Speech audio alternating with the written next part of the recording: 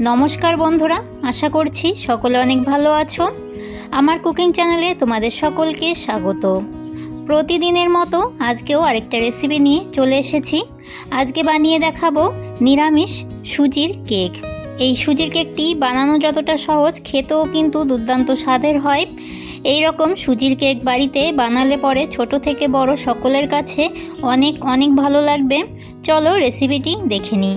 সুজির কেক বানানোর জন্য কি কি উপকরণ নিয়েছি তোমাদেরকে দেখিয়ে দিই। এইখানে প্রথমেই নিয়েছি 1 বাটি সুজি।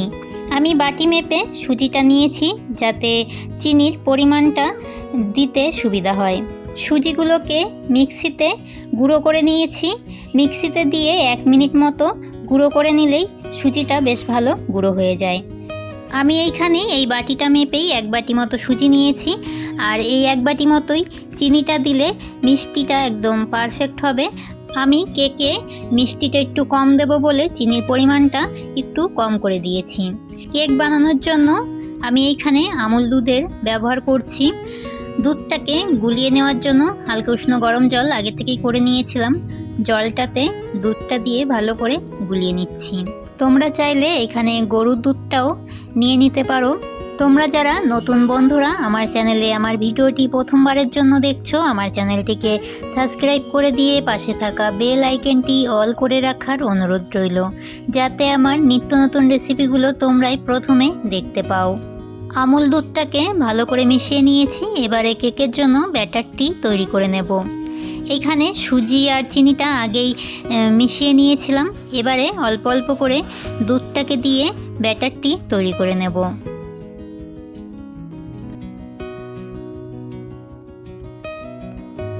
চিনি আর সুজিটা দুধটার সাথে ভালো করে মিশিয়ে নিয়েছি। এইখানে আমি বেকিং পাউডারের ব্যবহার করব। এইখানে ইনো কিংবা টক দই দিলেও কেকটা ফুলতে অনেক সাহায্য করে।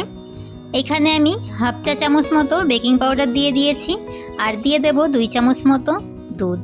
দিয়ে বেকিং পাউডারটার সাথে ব্যাটারটিকে খুব ভালো করে মিশিয়ে নেব।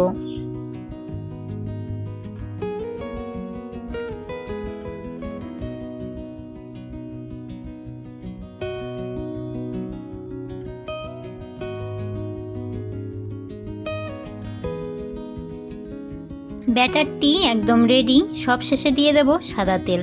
সাদা তেল দিলে কেকটা খুব স্পঞ্জি হয় আর কেকের ভেতরটা অনেক নরম থাকে। সাদা তেলটা এবারে ব্যাটারটার সাথে মিশিয়ে নিলেই কেকের জন্য ব্যাটারটি একদম রেডি।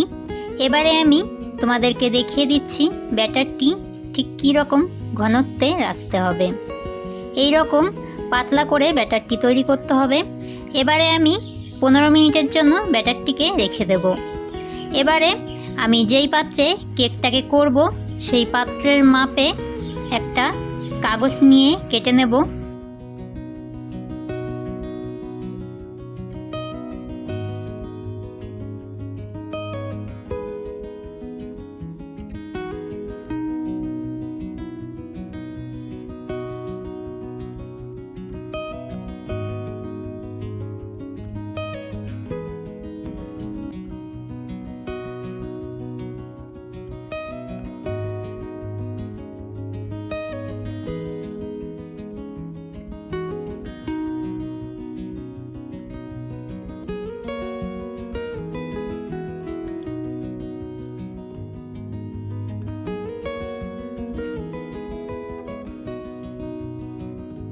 আমি সব সময় এই বাটিতেই কেক বানিয়ে থাকি।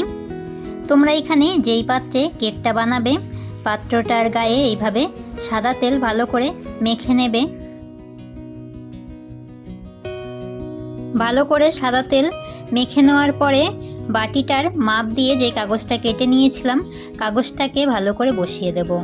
কাগজটাকে ভালোভাবে বসাতে হবে, কোথাও জানি উঁচু নিচু না হয়ে থাকে। কাগজটাকে বাটিটার ভেতরে ভালো করে বসিয়ে দিয়ে কাগজটার উপর দিয়ে সাদা তেল ভালো করে মেখে নেব।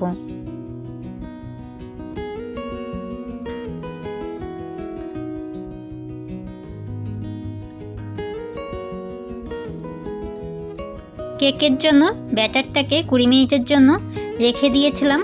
20 মিনিট পরে সুজির ব্যাটারটা ঠিক একই রকম আছে। ভালোভাবে সেট হয়ে গেছে, হাত দিয়ে তোমাদেরকে দেখিয়ে দিচ্ছি। এবারে আমি এইখানে কিছু টুটি ফুটি নিয়েছি। এই টুটি ফুটির ভিডিওটা আমার চ্যানেলে দেওয়া আছে, তোমরা দেখে নেবে। টুটি ফুটিটাকে ভালো করে জল দিয়ে ধুয়ে নিয়েছিলাম, তাতে দিয়ে দিচ্ছি অল্প পরিমাণে ময়দা দিয়ে ভালো করে মেখে নিয়েছি, যাতে টুটি ফুটিটা ভালোভাবে কেকের মধ্যে মিশে যায়। এবারে ব্যাটারটি বাটিটার মধ্যে দিয়ে ওভেনে বসিয়ে দেব। এইখানে একটা চাটু আগে থেকেই গরম করতে দিয়েছিলাম। চাটুটার উপরে বাটিটা বসিয়ে উপর দিয়ে টুটি ফুটি আর কিছু কিশমিশ দিয়ে দিলাম।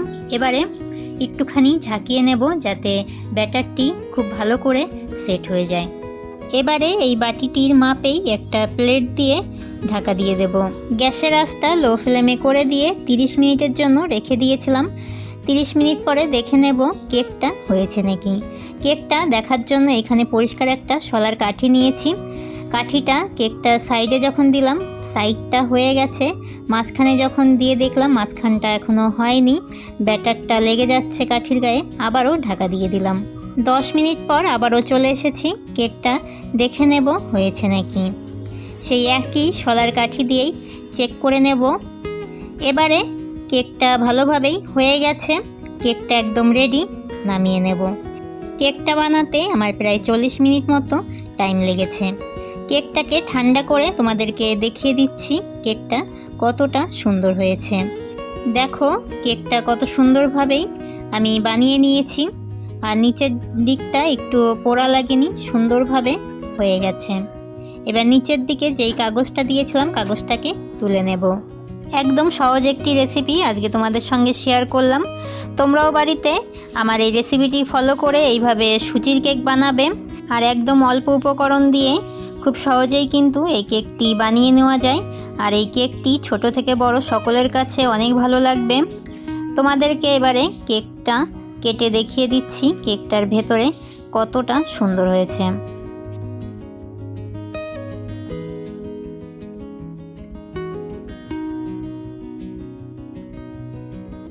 এই দেখো কেকটার ভেতরটা কতটা সুন্দর হয়েছে, নরম সফট একদম স্পঞ্জি কেক। আমার রেসিপিগুলো ভালো লাগলে অবশ্যই আমার চ্যানেলটিকে সাবস্ক্রাইব করে দিয়ে পাশে থাকা বেল আইকনটি অল করে রাখবে আমার নিত্য নতুন রেসিপিগুলো দেখার জন্য। আর আজকের মতো এতটাই, আবারও দেখা হবে নতুন একটি রেসিপির সাথে আগামী দিন। সকলকে টাটা।